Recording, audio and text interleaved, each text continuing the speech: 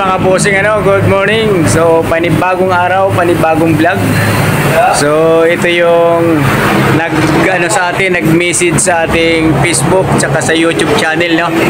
Hyundai Ion, kulay blue. So nagpa-PM si sir dito sa atin. Talagang pinuntahan tayo dito. So ito yung langis niya, oh. Medyo maitim na. Saka yung ginamit pala na oil filter dati nung change oil, so wala siyang tatak. Pero okay lang yan, importante bago, tsaka walang leak. So ito yung oil filter, tinanggal na namin. Tapos ito, inahanginan na namin yung langis niya, para talagang masait. Ayan, filter. Goods na goods pa naman. Sige po. Yung brake pad niya, ay makapal pa naman. So ito, ipapakita natin. Eto, mga bossing. So yung iba kasi sasabihin niyan expired na kahit makapal pa. Pero sa totoo lang, okay po to. Goods na goods pa, oh. Lilinisin lang natin to. Magkabila. Ayan boss, okay lang ba? Paano tayo sa video? So ito, si boss Tagalan Caster, nag-message sa atin sa YouTube, saka sa Facebook. Sir, bakit dito napili mo sa Maganda po kay Sir Jess, kaya dito ako pumunta. Malapit din. Tapos syempre, kahit pa paano, nagbigay tayo ng sticker, sa hindi man para makilala lang tayo. Siyempre, tatak Jess, brigade. Thank you boss. So ito, chinick up na natin lahat yung kanyang sasakyan, under chassis, sa makina. So goods na goods, mapakita natin mga boss.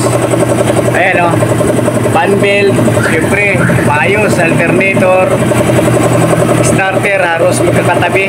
Wala tayong makita mga maganda pa. Tapos syempre yung gear oil, di na namin napakita sa inyo, chinik na namin, ay maayos na maayos pa. Drive shop oil seal. So goods na goods, walang katagas-tagas mga boss. Yan, kunting pasilip lang tayo sa ilalim, ayan, Hyundai Ion. So kahit pa paano, nakilala tayo, may pumupunta sa atin. So yun yung importante, mga bossing. Okay, so ilalagay na natin yung oil filter. So ito nga palang inabil ni boss, semi-synthetic oil. Tapos ayan, C415 na oil filter, big. Tapos gumamit tayo ng flashing oil, panglinis mga bossing.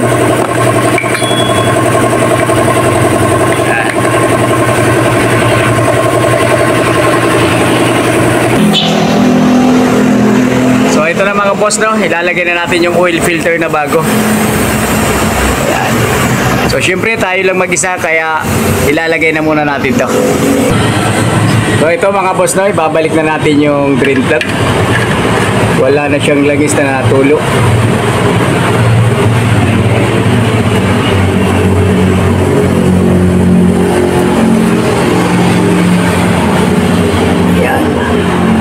Itong sealant na to, pag natuyo, rubber din yan.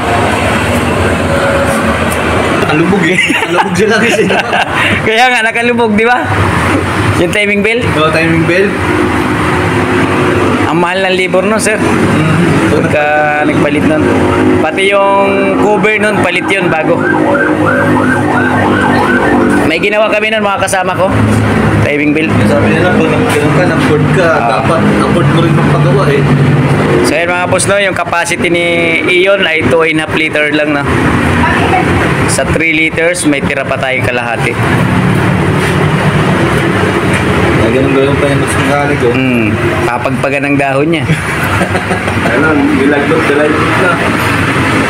Pero kailangan nagawa na nila yun, na-diagnose na nila bago nila anuhin. Kasi sa mga nila sa mga bata na Oo. Lagnat talaybot.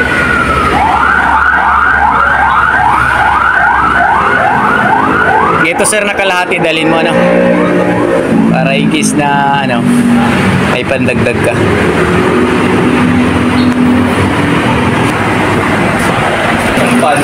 Hindi siya matutulog. Ryan, mahal sa Ryan. Wala, mahina pa rin sa Ryan. Binabayaran mo na ito yung pangalan nyo. Yan natin kung may leak.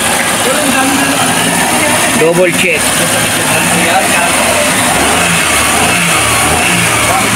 Kasi nauumaling sila sa mga video-video pero mahina pa rin. Sir, pagkipatay po ulit, chichikin natin ang langis.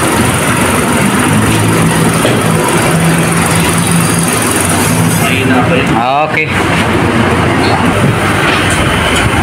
Few moments later. Ayun mga boss, no, natapos na kami sa Hyundai Ion. Ayan o, goods na goods pa naman lahat. Kay boss. Sige sir, sige.